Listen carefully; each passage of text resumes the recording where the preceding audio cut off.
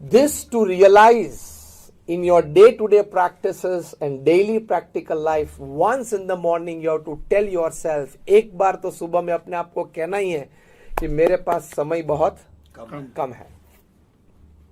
Yes or no? मैं चाहूंगा आप एक बार अभी बोले, मेरे पास समय बहुत कम है. And this is a fact. It's a reality. तो उस कम समय में हमें कुछ ऐसा करना है कि हमारी सांसारिक जवाबदारियां भी हमें अच्छी तरह से निभाएं,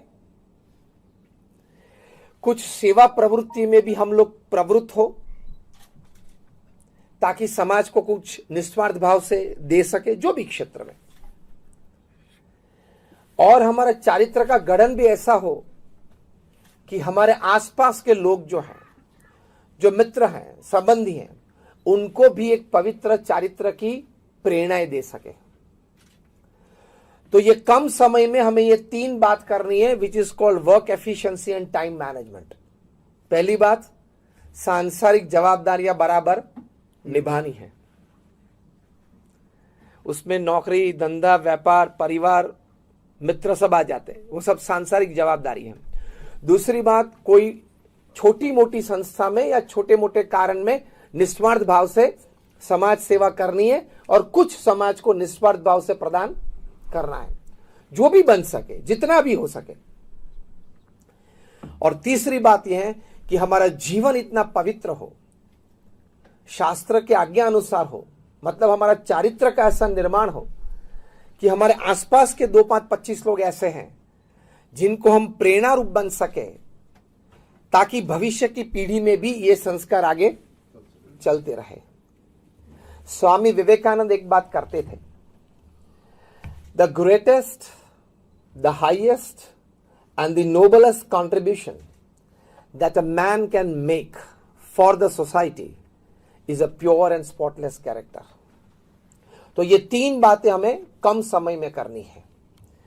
पहली बात आती है हमारी सांसारिक जवाबदारियां निभाने में. उसमें वर्क एफिशिएंसी और टाइम मैनेजमेंट है, वो ठीक ढंग से करे तो आप जितना आपके मन में है, जितने ख्वाब आपने देखे, उससे 2 गुना, 3 गुना और कई बार तो 5 गुना भी काम कर सकते हैं अगर आपने एफिशिएंटली काम किया तो और टाइम मैनेजमेंट से काम किया तो.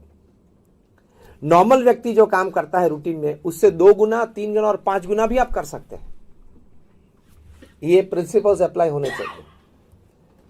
उसमें सबसे पहली बात आती है कि कठिन परिश्रम से कभी न डरे.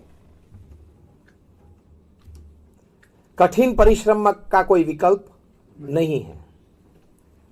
You cannot go at the top with an elevator. It is always a staircase. One step at a time. ये एक हकीकत है. तो पुरुषार्थ करना इस सृष्टि का एक नियम है.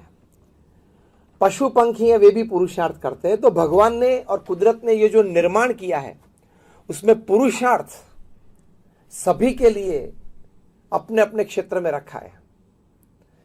हम मनुष्य तो हमारे पास खाने पीने की व्यवस्था तो पूरे साल की है, तो हम खाने पीने के लिए ज्यादा दौड़ते नहीं, तो हम पैसे ज्यादा बनाने के लिए या स्टेटस ज्यादा बनाने के लिए, प्रसिद्धि ज्यादा के लिए दौड़ते हैं. पशु पंखी है, वे सुबह उठ के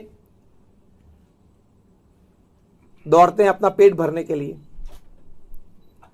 अफ्रीका की जंगल में एक कहावत है, every morning when the sun rises, the slowest deer has to run faster than the fastest lion to see the evening. वरना वो मर जाएगा, शिकार हो जाएगा उसका. And the slowest deer has to run faster, and the slowest lion has to run faster than the slowest deer to see the evening. वरना वो भूखा मर जाएगा. फिर कंक्लूजन में क्या लिखा है, चाहे आप कुछ भी हो, शेर हो या हिरण हो, सुबह जब सूर्योदय होता है तो दौड़ना तो एवरीबडी हैज टू रन. शेर हो या हिरण हो, शेर को खाने के लिए दौड़ना पड़ता है, हिरण को बचने के लिए दौड़ना पड़ता है। दौड़ना तो सबको पड़ता है, लेकिन कई बार हंसते हंसते ये बात बताते हैं कि a poor man runs for bread and a rich man runs to digest his bread, लेकिन ही रन्स, वो दौड़ता तो है। तो एक परिश्रम जीवन में करना है, क्योंकि अगर आपने जीवन में अपने कार्य क्षेत्र में यथार्थ पुरुषार्थ नहीं किया तो जीवन का संतोष नहीं मिलेगा आपको। संतोष के लिए बहुत जरूरी है अंतिम समयों में, when you are in the last stages of your life, उस वक्त एक बहुत बड़ा संतोष ये होता है कि मैंने अपने व्यवसाय में पुरुषार्थ करके सांसारिक जवाबदारियां बराबर निभाई, परिवार को ठीक ढंग से रखा, 2, 5, 15 मित्र को मदद भी की और पुरुषार्थ करके मेरे परिवार में आगे नौकरी धंधा अच्छा बढ़ सके, ऐसा कुछ एक प्लेटफॉर्म सभी को दिया। तो ये पुरुषार्थ करना बहुत जरूरी है। वर्क एफिशिएंसी से पहले वर्क की बात मैंने की, फिर अभी एफिशिएंसी की बात करूंगा। पहले तो काम की बात है, काम जो करना है वो व्यवस्थित करना है। हमारे गुरु थे प्रमुख स्वामी महाराज, इन्होंने कितना पुरुषार्थ किया, तभी हमारी ये जो संस्था है वो इतनी विश्वव्यापी बनी है। आज दुनिया की प्रथम 10 संस्था में से एक संस्था है ये। आप baps.org हमारी वेबसाइट आप देखना। अक्षरधाम तो आप सब गए हैं। ऐसे 1300 धर्मस्थान और 80 से ज्यादा ऐसी सेवा संस्थाएं खड़ी की सिंगल हैंडेडली। सिर्फ कंस्ट्रक्शन आप समझ लो तो भी कोई व्यक्ति के लिए असंभव बन जाता है, लेकिन उनमें एक भगवान की शक्ति का संचार था। सफल संचालन भी किया। आप हॉस्पिटल में यहां डॉक्टर्स रहे, medical staff, paramedical staff, administrative staff, non administrative staff, सभी को यहां लाना, उनको संतोष देना, काम का, तनख्वाह का, एक बड़ी जिम्मेदारी लगती है ना, और कितना उतार चढ़ाव रहता है। तो हमारे जैसे 1300 संतों को दीक्षा दी उन्होंने और full time social service and full time spirituality में जोड़ दिया। तो ये भी एक बहुत बड़ी सिद्धि है। आपको 1300 व्यक्ति qualified, young qualified, academically bright, cultured, ऐसे 1300 फुल टाइम मुफ्त में मिल जाए तो, ऐसे 1300 लोग आपको मुफ्त में फुल टाइम मिल जाए तो ऐसी 5-10 और संस्थाएं खड़ी कर देंगे। पैसे देने वाले तो मिलते हैं, और भगवान की कृपा हमेशा रही है कि आपको अच्छे काम के लिए, पैसे के लिए कभी रुकावट नहीं आएगी। ये नहीं देगा तो वो देगा, वो नहीं देगा तो ये देगा। बड़े और अच्छे निस्वार्थ काम कभी पैसे के कारण कभी रुकते नहीं, लेकिन प्रामाणिक व्यक्ति वो संस्था चलाने के लिए मिलना वो बहुत बड़ी बात है। तो ऐसी संस्थाएं खड़ी करके ऐसी एक बड़ी बात उन्होंने की। वे 18,000 गांव में घूमे, व्यक्तिगत परिवारों को मिले और उनके जीवन उत्कर्ष के लिए उनको व्यसन मुक्त किया, सिखाया, पढ़ाया। बड़ा पुरुषार्थ, 7.5 लाख पत्रों के उत्तर दिए। तो पुरुषार्थ तो सभी को करना पड़ता है। देखो आज हमारे प्रधानमंत्री श्री 70 साल की उनकी उम्र है, कितना पुरुषार्थ करते हैं। पुरुषार्थ में कोई उनके सामने उंगली उठा नहीं सकता, है या ना। हम सभी को भगवान ने इतनी शक्ति दी है, उन्होंने वो शक्ति एक्सपोज की। हम भी अगर चाहे तो एक्सपोज कर सकते हैं। We can do it. सभी को भगवान ने इतनी शक्ति दी है। तो कठिन परिश्रम करना, लेकिन एफिशिएंटली करना वो क्या बात है। एफिशिएंटली बनना मतलब प्रैक्टिकली ये बात है, before starting your first work of the day, before touching your mobile in the morning. मैंने क्या शब्द प्रयोग किए, टचिंग योर मोबाइल। हाँ, before you touch your mobile and before you start your day, और आप प्रथम काम प्रैक्टिकली करना शुरू करो, उसके पहले पीस ऑफ पेपर और पेन लेके आज क्या काम करना है वो आप लिख लो। कितनी भी काम की अर्जेंसी हो या 2-3 काम आपके मन में सुबह में 7, 7:30, 8 बजे आ गए तो भी नहीं करना। पहले चिट्ठी बनाना और उसमें जो भी आपको अनुकूल हो, हाफ एन आवर या 1 आवर का सिस्टम रखना। 8 to 8:30 इसमें ये 2 काम करने हैं, 8:30 to 9 में इसमें ये 3 फोन करने हैं। तो वो लिखोगे तो I tell you the top management people they teach, बड़े बड़े मैनेजमेंट गुरुज हैं, Og Mandino, Ken Blanchard, Anthony Robbins, Jim Collins, ये सिखाते हैं कि अगर आपने चिट्ठी सुबह में नहीं बनाई कि आज इतना काम करना है, तो आपकी वर्क एफिशिएंसी नहीं आएगी। ये चिट्ठी सामने रहेगी तो आपको पता नहीं कि ये करना ही है, अभी 11 बज गए, ये फोन करना ही है, 11:30 बजे वहां जाना ही है, 12 बजे उसको मिलना ही है।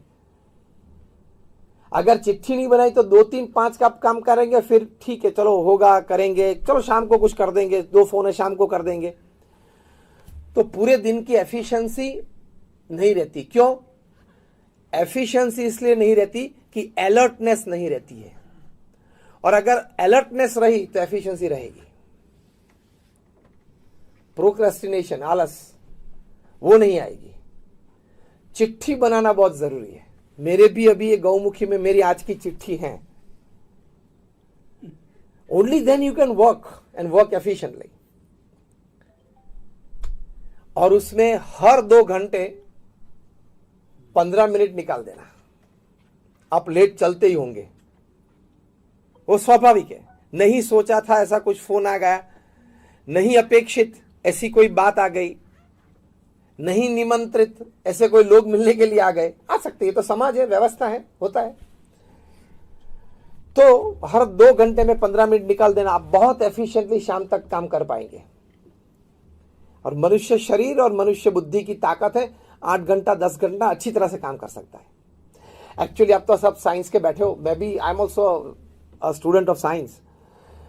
तो ये साइंस तो ये बताता है कि दिमाग तो कभी थकता ही नहीं है, वो तो हमारे मसल्स बॉडी के थक जाते हैं, इसलिए सोने की इच्छा हो जाती है और हम सो जाते हैं और नींद आती है। ये तो कभी बंद ही नहीं होता है। आगे वाला बंद हुआ तो पिछले वाला चालू हो जाता है और पीछे वाला आपसे वो जब उठते तब पीछे वाला बंद हो जाता है और आगे वाला जोर से चलता है। तो ये तो चलता ही रहता है। तो एफिशिएंटली वर्क के लिए एक प्रैक्टिकल यही बहुत अच्छी बात है। और एफिशिएंटली पूरा दिन अच्छी तरह से जाए, इसलिए जो टाइम मैनेजमेंट की बात है, मैं दोनों की बात अब साथ में करूंगा। इसलिए मैं एक अच्छी फॉर्मूला सिखाता हूं।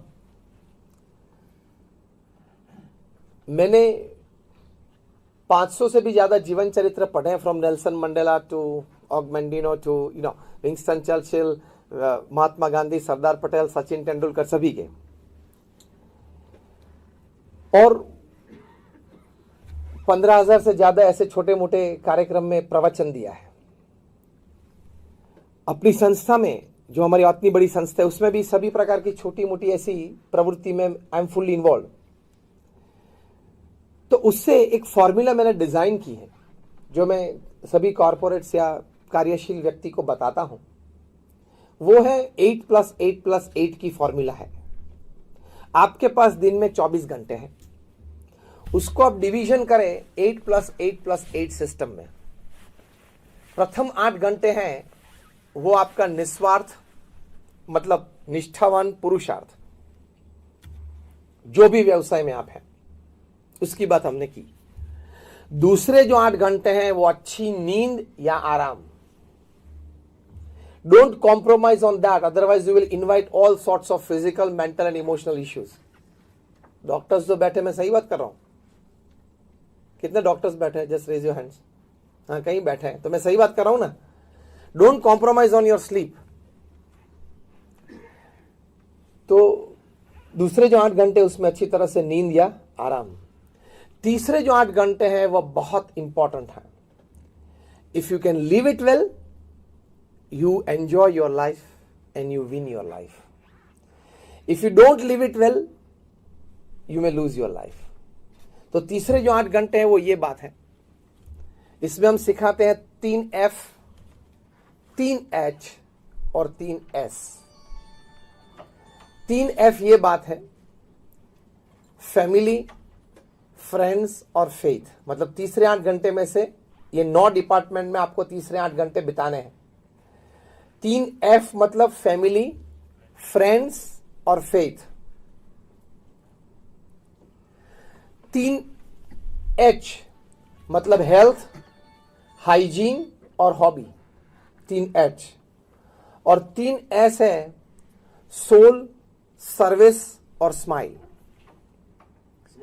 स्माइल, हंसते रहना, आनंद में रहना। क्योंकि एक बात बहुत ठीक है कि किसी भी व्यक्ति पृथ्वी पे जिंदा है तो smile is the proof of it. तो फिर से मैं रिपीट करूंगा, ये 9 क्षेत्र में आपके तीसरे 8 घंटे फ्रेगमेंट्स में पूरे दिन में बीतने चाहिए। Family, friends, faith, health, hygiene, hobby, soul, service and smile. अगर ये 8+8+8 सिस्टम में आपने अपना दिन अच्छी तरह से बिताया, हर दिन इस तरह से बिताया, तो आपका महीना, आपका वर्ष, आपका जीवन इसी तरह 8+8+8 सिस्टम में बीतेगा। तो उसको बोलते हैं वेल लिव्ड बैलेंस्ड लाइफ। इसको वर्क एफिशिएंसी और टाइम मैनेजमेंट में ये 8+8+8 सिस्टम सीखना है। तो बहुत अच्छी तरह से अगर पूर्ण पुरुषार्थ के साथ थोड़ा सा ध्येय लेके हम ये पुरुषार्थ करें तो जीवन में संतोष रहेगा। Because at the end of the day and at the end of your life, if you can put your hand on your chest and tell yourself yes I lived, और ऊपर जाके भी कुछ देखा तो नहीं आज हमने, लेकिन ऊपर जाके भी अगर भगवान के सामने खड़े रहे और हम बोल सकते हैं कि हाँ आपने मुझे 70-80 साल का जीवन दिया था, how did I live it, तो भगवान को भी बोलना पड़े हाँ great, you did a great job upon this earth. ऐसा कुछ तो करना चाहिए कि नहीं, वरना तो 1.5 लाख तो है ही रोज के, आते हैं चले जाते हैं, आते हैं चले जाते हैं। तो 8+8+8 सिस्टम में रहेंगे तो you leave your day well, you leave your life well. तो ये बैलेंस लाइफ है। This is called time management in your life. अब माइक्रो पे आते हैं थोड़ा, ये मैंने मैक्रो की बात की, अब थोड़े माइक्रो पे आते हैं। आप जब अपना समय, क्योंकि सबसे कीमती बात पृथ्वी पे क्या है, समय। पैसे जाते हैं, चले जाते हैं, वापस भी आ सकते हैं और आते हैं लोगों को, सब कुछ इस पृथ्वी पे समय के अलावा जो भी बात, जो भी चीज है, वो अगर जीवन में से हमने गंवा दी तो वापस आ सकती है। समय कभी वापस नहीं आता है। आज की जो तारीख है 15 मई 2019, आज का सूर्योदय फिर से आपके जीवन में कभी नहीं आएगा। तो ये टाइम मैनेजमेंट में भी, जब वर्क एफिशिएंसी में पहले हमने वर्क की महिमा समझी, तो टाइम एफिशिएंसी में टाइम की कीमत भी समझना बहुत जरूरी है। तो जब आप टाइम की कीमत समझोगे तो एक एक मिनट आप किस तरह से हम उपयोग कर सके, इस्तेमाल कर सके, वो आप कर पाएंगे। रतन टाटा जी का नाम आपने सुना होगा। रतन जी जिस प्रकार की टाइम एफिशिएंसी और टाइम मैनेजमेंट में काम किया, unbelievable. 80 companies under Tata sons, 80 company है, 15 से 18 कंपनी तो फॉर्च्यून 500 की लिस्ट में है। ये टीसीएस वगैरह कंपनी 40,000 करोड़, 60,000 करोड़, 1 लाख करोड़ की कंपनीज है। टाटा ट्रस्ट के एक एग्जीक्यूटिव है, वे हमारे बहुत अच्छे मित्र हैं। वैसे एक बार बैठे थे, मैंने उनको पूछा कि Ratan ji as chairman of Tata Sons, ये बात है 10-12 साल पहले की, तो 80 कंपनी है, तो 80 कंपनी की बोर्ड मीटिंग साल में एक बार होती है, 80 कंपनी की एजीएम्स, एनुअल जनरल मीट्स होती है साल में एक बार, तो 80 दिन तो बोर्ड मीटिंग में चले जाते होंगे, 80 दिन तो एजीएम में चले जाते होंगे, तो 160 दिन तो 365 में से मीटिंग्स में चले गए। 52 वीक्स आते हैं, मतलब 52 संडेज आते हैं, तो 160 + 52 तो 212 दिन तो ऐसे ही चले गए 365 में से, मीटिंग और छुट्टी। चलो कोई वैकेशन न ले तो भी एक इतवार तो है। तो मैंने उनको पूछा रामास्वामी को कि how is he managing his time. तो इसमें ऑफिस टाइम क्या बचा, ट्रैवल टाइम क्या बचा, मीटिंग टाइम क्या बचा, एडमिनिस्ट्रेटिव टाइम क्या बचा। उन्हें बोला कि स्वामी मैं आपको बताऊं कि Ratan ji how he uses his time. जब उन्होंने बताया आई फेल्ट के the ground was slipping from under my feet, unbelievable. Ratan ji 4 board meeting एक साथ चलाते हैं, 4 कमरे में 4 बोर्ड मीटिंग चलाते हैं। तो 4 मीटिंग चलाते एक बार। मैंने बोला how can this happen. TCS तो कंप्यूटर वाली सब बातें होती है, वहां से बाहर निकले तो हाउसिंग की बात आ जाती है, हाउसिंग में से बाहर निकला बीच में समय कितना मिलता है, ये कमरे में से निकले पूरा माइंडसेट बदलना होता है ना। मोटर्स मतलब ऑटोमोबाइल्स, ऑटोमोबाइल्स में से कमरे में से बाहर निकले तो यहां ये कमरे में गए तो वहां हाउसिंग की बात आ जाती है। तो बोले कि हाँ, तब मुझे पता चला कि ह्यूमन माइंड इतना कैपेबल है। और बोले कि घर से निकलते हैं, गाड़ी में बैठते हैं, then he touches his file to know today's agenda of the meeting. सिर्फ गाड़ी में पढ़ लेते हैं। लेकिन रामास्वामी ने मुझे कहा कि एक भी प्रसंग ऐसा नहीं है, वे बोल रहे थे, मुझे कह रहे थे कि मैं 35-40 साल से उनके साथ हूं, एक भी प्रसंग ऐसा नहीं बना है कि मीटिंग पूरी होने के बाद वे कहे कि अगर यार अरे वो एक एजेंडा था वो तो रह गया, या वो बोले कि चलो अभी कोई एजेंडा में कोई बात बाकी है। एक बार एजेंडा पढ़ लिया, फिर से कभी वो पेपर उन्होंने मांगा नहीं मीटिंग में, and he works according to that agenda. कितना इन्वॉल्वमेंट होगा जब पढ़ा वो एजेंडा, मतलब कितनी फोकस्ड एनर्जी से पढ़ा होगा। This is called efficiency, work efficiency बोलते हैं। फिर मैंने वो पूछा कि लोग उनको पत्र लिखते हैं? हाँ लिखते हैं, यंगस्टर्स भी लिखते हैं और कोई बिजनेसमैन भी लिखते हैं, गवर्नमेंट में से भी लेटर आते हैं, वो तो इतनी बड़ी कंपनी आते जाते रहते हैं। मैं बोला when does he attend his letters? तो क्या स्वामी जी उसकी कहानी भी बहुत दिलचस्पी है। मैंने बोला बताओ। See how efficiently and time management this people of this level do. उन्होंने कहा जो अगले दिन सभी पत्र पढ़े हैं, उत्तर दे दिए हैं उनके 2 सेक्रेटरीज को, दूसरे दिन सुबह जब वे ऑफिस पधारते हैं रतन जी, तब एक साइनिंग रूम होती है बॉम्बे हाउस में, वहां पेडर रोड पे। पहले वो साइनिंग रूम में आते हैं और उसमें 15-20 टेबल पे जो लेटर्स पे साइन करना है वो लेटर्स पड़े होते हैं।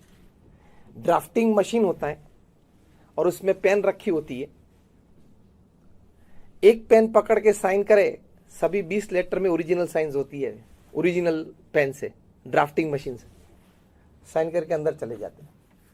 10-10:30 बजे फिर से रेस्ट रूम में जाते हैं, तभी एक बार आते या जाते वक्त साइनिंग रूम में जाते हैं, तभी 15-20-25 लेटर्स रखे जाते हैं, साइन करके चले जाते हैं। एक में साइन की, वो ड्राफ्टिंग मशीन सिंक्रोनाइज मूवमेंट से चलता है और सभी 15-20 ड्राफ्टिंग मशीन में एक पेन रखी होती है, वो साइन हो जाती है। Because he has to sign 200 papers a day, 200 sign उनकी चाहिए रोज, तभी तंत्र चलता है। तो अगर 200 साइन अपनी टेबल पे लाके साइन करने का प्रयत्न करे तो वो तो 1 घंटा चला जाएगा, 2 घंटा चला जाएगा। पूरे दिन में इस प्रकार से साइन करता है। That means 200 signatures and the total time spend is not even 15 minutes. Work efficiency, time management. मैंने बोला पत्र कब पढ़ते हैं? तो कि वो पत्र नहीं पढ़ते, 2-3 जो सेक्रेटरीज रखें सिर्फ पत्र के लिए, वो पत्र पढ़ लेते हैं, अंडरलाइन कर देते, this are the important points. मैंने बोला तब वो उनको नोटिफिकेशन कब देते, मतलब कहते कब है कि ये एक पत्र है, यहां से आया है, ये एम्बेसी से आया है, ये पीएमओ में से आया है, ये मिनिस्ट्री रेवेन्यू फाइनेंस में से ये बात आई है?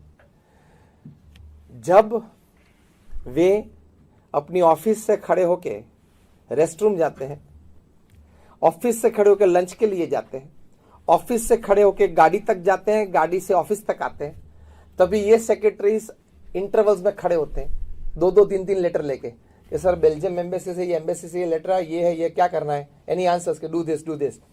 वो रिकॉर्डर साथ में लेके घूमते हैं। रतन जी जो बोल लेते हैं as an answer to this letter, it is recorded and then they write it and type it down and keep on the drafting table, signing table the next day morning. कभी ऑफिस में तो ये letters मंगवाए ही नहीं,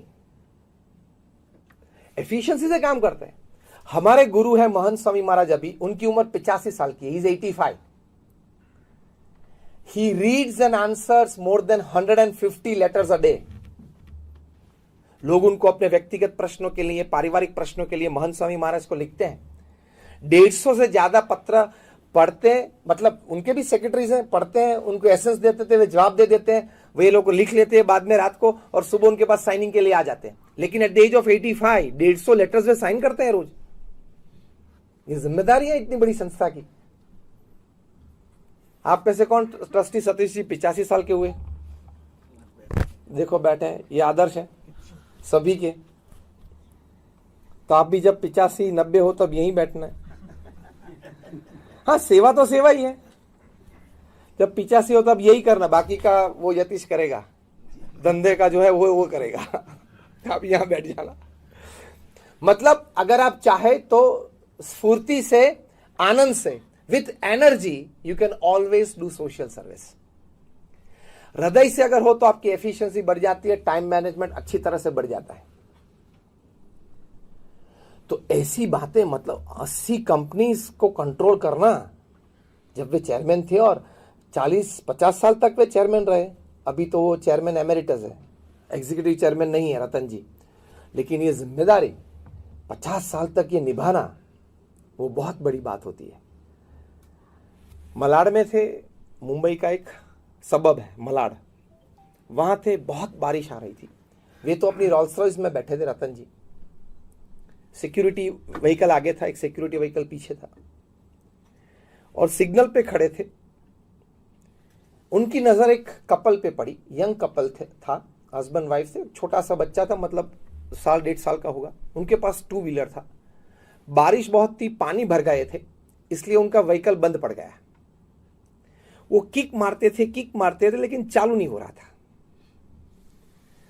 और गीले हो रहे थे। वैसे पूरे गीले तो हो ही गए थे क्योंकि मुंबई का बारिश है तो। और जो औरत थी वो अपने छोटे बच्चे को गोद में लेके दौड़ के यहाँ कोई शेल्टर मिल जाए वहां से देखते, शॉपिंग मॉल थोड़ा दूर था, वहां तक वो दौड़ी।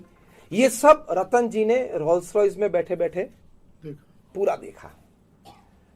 उनकी आंख में आंसू आ गए, और रतन जी ने अपने आप को प्रश्न पूछा, why can't every Indian have a car?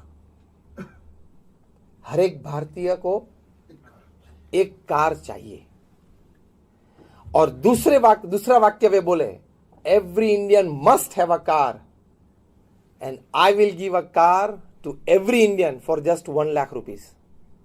Middle class, lower middle class को। और इस विचार में से जन्मा टाटा नैनो। सक्सेस स्टोरी उसकी प्रैक्टिकल मार्केट में प्लस माइनस कम ज्यादा वो एक दूसरी बात है, लेकिन एक संकल्प, एक भावना, एक काम और एक लोग और समाज के प्रति कुछ करने की भावना। अब अपने काम में ही उलझे हुए थे, इतनी बड़ी कंपनी चला रहे थे, उसके बीच एक नया विचार इस प्रकार का आना और ये दर्जे का आना, मतलब ये निस्वार्थ सेवा। तो जो मैंने तीसरी बात बताई थी कि आपकी वर्क एफिशिएंसी और टाइम मैनेजमेंट बढ़ जाएंगे जब आप कोई निस्वार्थ भाव से सेवा करेंगे। क्यों? कि निस्वार्थ भाव से सेवा करेंगे, आपके स्ट्रेस लेवल्स नीचे रहेंगे। Selfless service has the power to reduce your stresses. This is scientifically proved, experimentally, clinically proved है कि आप जब निस्वार्थ भाव से सेवा करते हो, कोई अपेक्षा के बिना, कोई भी संस्था में, छोटी मोटी, कहां भी आपको मन है, तो आपके स्ट्रेस लेवल्स, तनाव के लेवल्स कम हो जाते हैं, तो आप दूसरे दिन ज्यादा फ्रेश रह जाते हो। आपको जान के ताज्जुब होगा, ये हॉस्पिटल है, सब यहां बैठे हैं, ट्रस्टीज और डॉक्टर्स। मैं आपको बताऊंगा कि अमेरिका में तो अभी एक प्रैक्टिस चालू हुई है। ये बात मुझे जब पता चली, मुझे किसी ने कहा, तब मैं मानने के लिए तैयार नहीं था। फिर मेरे बहुत अच्छे मित्र है doctor Harshad Bhatt, he is a leading orthopaedic surgeon in New York, अपनी बड़ी हॉस्पिटल है उसकी। तो मैंने उनको फोन किया कि ये बात सही है? तो उन्होंने बोला हाँ। मैंने बोला मैं मानूंगा नहीं जब तक आप मुझे ऐसे 5, 10, 15 प्रिस्क्रिप्शन ना भेजे तब तक। बात ये थी, मैंने ये सुनी थी और ये प्रूव हुई कि अमेरिका में एक ट्रेंड शुरू हुआ है कि सभी डॉक्टर्स पेशेंट को जब प्रिस्क्राइब करते हैं, मेडिसिन प्रिस्क्राइब करते हैं, जो भी ये दवाएं लिखते हैं, 1 ये 2 ये 3 ये 4 ये दवाएं लिखते हैं, फिर 5वीं बात ये लिखते हैं, मतलब दवाई का लिस्ट पूरा, उसके बाद ये लिखते हैं 2 hours of social service every week, हर हफ्ते 2 घंटा समाज सेवा करनी है। और उसके बाद लास्ट में लिखते हैं हर रोज भगवान को प्रार्थना करना। तो निस्वार्थ सेवा और भगवान को प्रार्थना, ये अभी मेडिकल डॉक्टर्स ऑफिशियली प्रिस्क्राइब करते हैं अमेरिका में। मैंने डॉक्टर हर्षद को कहा कि मुझे 8-10 प्रिस्क्रिप्शन आप भेजे, तभी बात मैं प्रवचन में करूंगा, उसके पहले नहीं करूंगा। और अलग अलग डॉक्टर के भेजे, ऑर्थोपेडिक हो, पीडियाट्रिक हो, ऑन्कोलॉजिस्ट हो, कोई सर्जन हो, गायनेक हो, सभी का भेजना मुझे। फिर भेजा, मैंने देखा तो ये बात सही थी, लिखते थे डॉक्टर ऑफिशियली प्रिस्क्रिप्शन में, क्योंकि उससे आपके जीवन में भी स्वास्थ्य की दृष्टि भी बहुत लाभ है, निस्वार्थ भावना सेवा से और भगवान की प्रार्थना से। और आपके स्ट्रेस लेवल्स कम हो जाते हैं, आपका टायर्डनेस कम हो जाती है, तो आपकी वर्क एफिशिएंसी और टाइम मैनेजमेंट दूसरे दिन ज्यादा बढ़ जाते हैं। और पृथ्वी पे हमेशा ज्वलंत उदाहरण ये रहे हैं कि जिन्होंने निस्वार्थ सेवा की, उन्होंने अपने व्यवसाय में भी अच्छा काम किया। देखना, जिन्होंने भगवान के साथ भक्ति के रूप में कुछ संबंध रखा, उन्होंने अपने व्यवसाय में सांसारिक जिम्मेदारियों में भी ज्यादा अच्छी तरह से अपना कर्तव्य निभाया। ये भी हमने देखा है और आप भी देखते होंगे। तो ये 8+8+8 की एक बड़ी अच्छी सिस्टम है, उससे ये लाभ होता है। और जब हम डॉक्टर्स हैं और एक मेडिकल यूनिट चला रहे हैं, तो doctors are the first one to believe in God. Medical क्षेत्र में,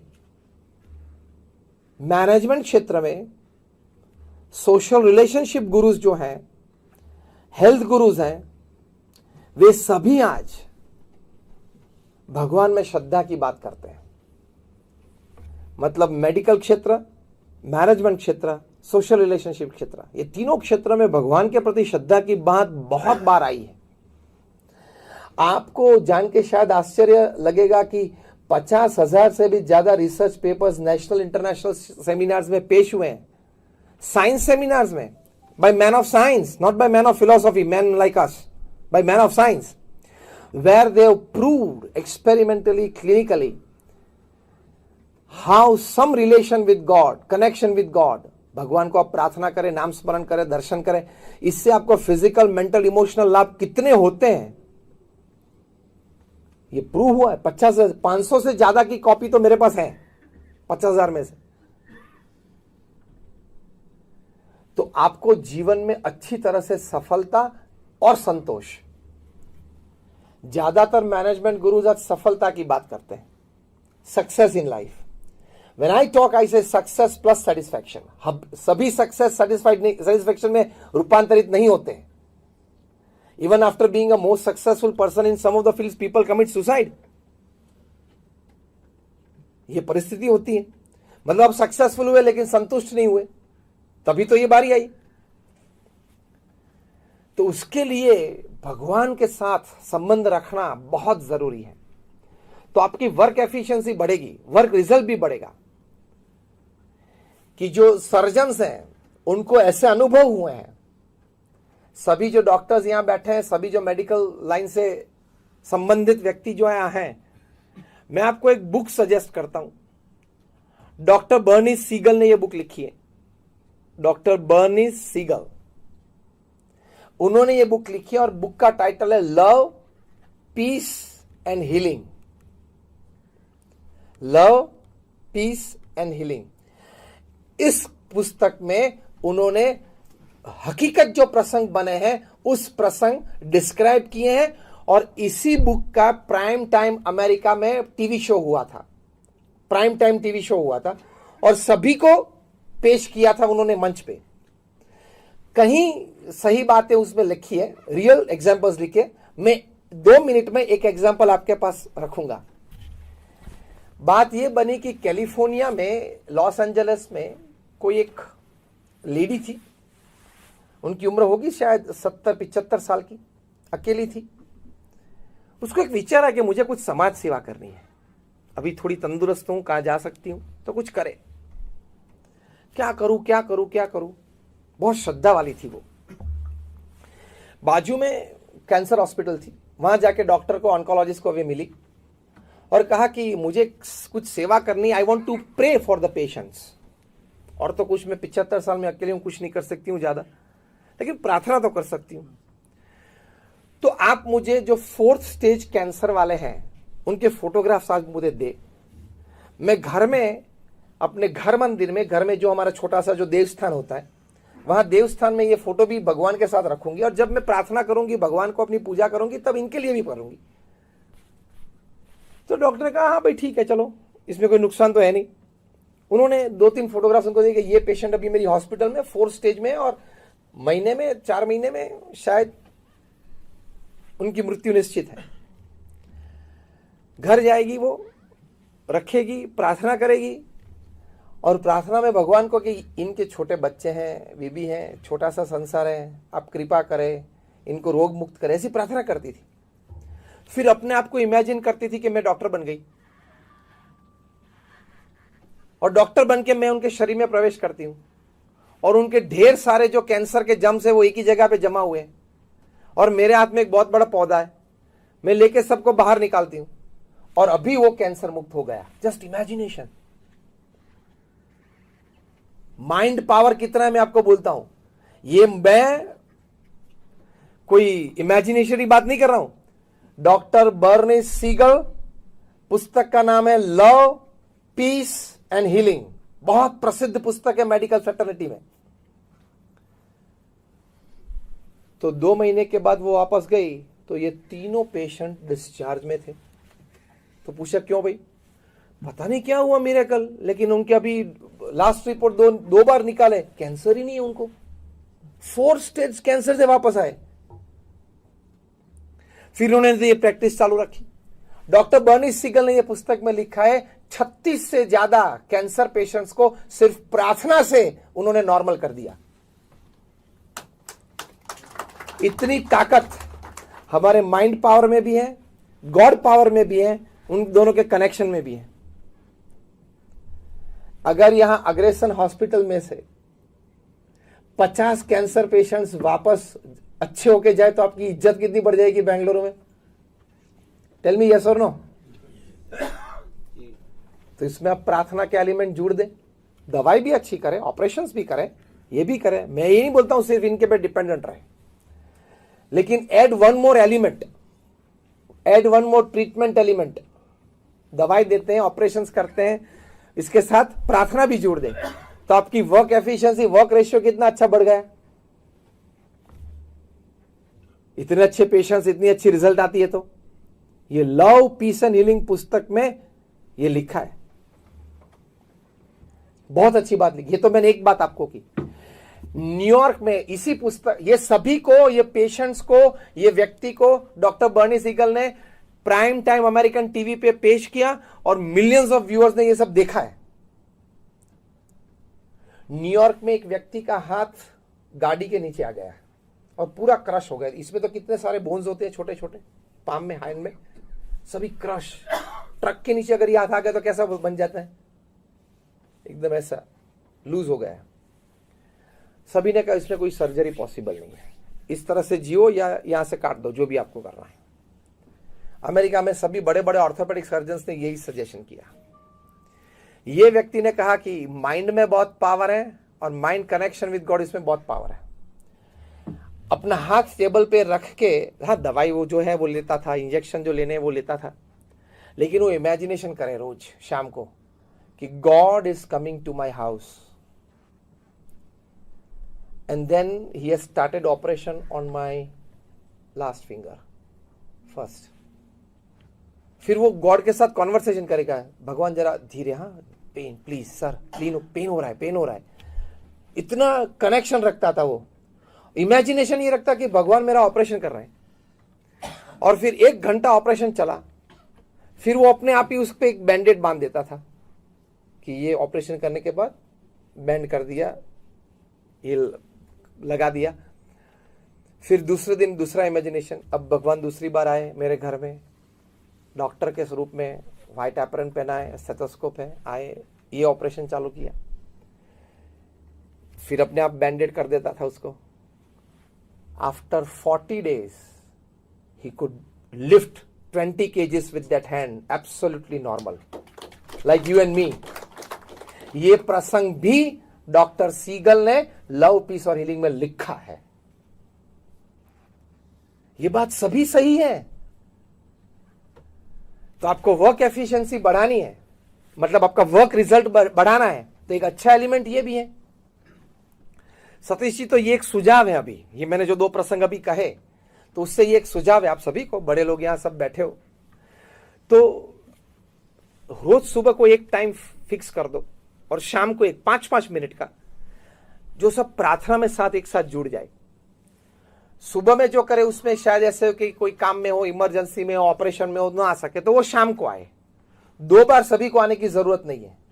एक प्रैक्टिकल बात है, सुबह में जो आ जाए वो शाम को ना आए, शाम को आ जाए वो सुबह में ना आए, अनुकूल हो, ठीक है। तो एक प्रार्थना का एलिमेंट, और प्रार्थना में सिर्फ अपने आप के लिए नहीं, when you pray for others it fructifies better and more quickly. तो आप सभी पेशेंट के लिए यहां एक प्रार्थना का एलिमेंट चालू करें। इससे प्रेरणा लेके हमने 2004 में मुंबई में एक प्रयोग किया था। 2004 में मुंबई की सभी हॉस्पिटल्स, छोटी मोटी, गवर्नमेंट, प्राइवेट, नर्सिंग होम, सभी में हमारे 2500 बच्चे छोटे, BAPS हमारी ऑर्गेनाइजेशन चाइल्ड फोरम्स के, लड़के और लड़कियां दोनों छोटे, मतलब उनकी उम्र 7, 8, 9 साल की, व्हाइट एंड व्हाइट जो हमारा संप्रदाय का ड्रेस है वो पहन के, ये 4-4 के ग्रुप में, 2 लड़के 2 लड़कियां, छोटे छोटे 4-4 के ग्रुप में, हर हॉस्पिटल में, पूरे मुंबई में, हर पेशेंट के पास जाके उसके बेड के पास खड़े होकर उन्होंने प्रार्थना की। Practically we did. In summer vacation of 2004, 2500 little children, boys and girls, they visited each and every hospital of Mumbai. हर एक पेशेंट के पास गए और पहले उनको बोलते थे कि हम कहां से आए, और फिर बोलते हम आपके लिए प्रार्थना करने के लिए आए। फिर वहां खड़े रह के 5 मिनट प्रार्थना करते थे कि आपका स्वास्थ्य अच्छा हो, आप जल्दी से स्वस्थ हो जाए, और फिर एक फल उनको दे के आते थे। और ये बच्चे भी जो फल लेके जाते थे, हमने उनको सिखाया था कि माता पिता के पास पैसा मत मांगना, अपने पॉकेट एक्सपेंस में से निकालना, ताकि बचपन से उनको ये संस्कार मिले सेवा का। तो ये बच्चों ने अपने पॉकेट एक्सपेंस में से, पॉकेट मनी में से ये फल लाए, तो एक केला दे या एक सफरजन दे, पेशेंट तो रोने लगते थे। हमारे पास इस सभी के फोटोग्राफ्स भी हैं, हमारी संस्था में वीडियोग्राफी भी है, तो हम ये करते थे। तो सभी ये हॉस्पिटल्स में से हमको रिपोर्ट मिला कि हमारे कहीं पेशेंट हम जानते थे कि 1 महीने में तंदुरुस्त हो जाएंगे, 15-20 दिन में डिस्चार्ज हो गए, ये ऐसे रिजल्ट्स मिले हमको। तो ये सही, तो ये वर्क एफिशिएंसी बढ़ गई ना। स्पिरिचुअल एलिमेंट से ये बढ़ती है, तो ये बहुत जरूरी है। और आखिर में ये बात करना चाहूंगा, the last point in 3 minutes, कि हम काम करेंगे तो सफलता भी मिलेगी, निष्फलता भी मिलेगी, हाँ या ना। हर बार तो सफलता भगवान ने लिख के हमको गारंटी तो नहीं दी है, और अगर हर बार सफलता मिलती है तो मनुष्य जीवन का आनंद भी नहीं है। कुछ चैलेंज हो, कुछ अपोजिशन हो, तो व्यक्ति का दैवत बार आता है ना। कितने अपोजिशन में भी व्यक्ति काम कर सकता है, वो हमारे सामने जीवंत मूर्तिमान उदाहरण तो है। कितनी अपोजिशन में भी एक व्यक्ति काम कर सकता है। कितनी ताकत ह्यूमन सोल में है, हमारे आत्मा में और मन में कितनी ताकत है। In severe opposition a person can work to this level, administer to this level, make public appearances, make 5 speeches a day and not make a single mistake. बहुत बड़ी बात है ये, दिस इज अनबिलीवेबल। तो ये बात एक हकीकत है कि हम कर सकते हैं।